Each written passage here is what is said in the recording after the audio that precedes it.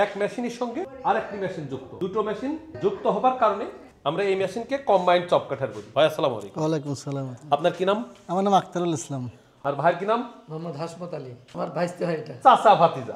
এটা আপনার খড় গরুর ঘাস কাটার জন্য আর কি, গরুর ঘাস খাওয়ানোর জন্য কাটতে হবে ঘাস।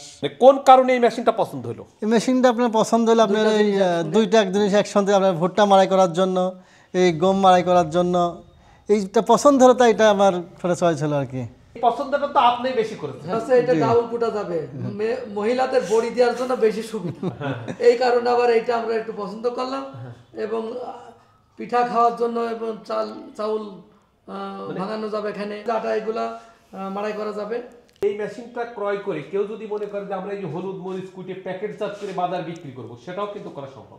এখন আমরা তো আর ওটা করছি না, মানে আমরা বাসায় খাওয়ার জন্য হয়তো এগুলো করব। পুরো পরিচয়টা একবার বলেন।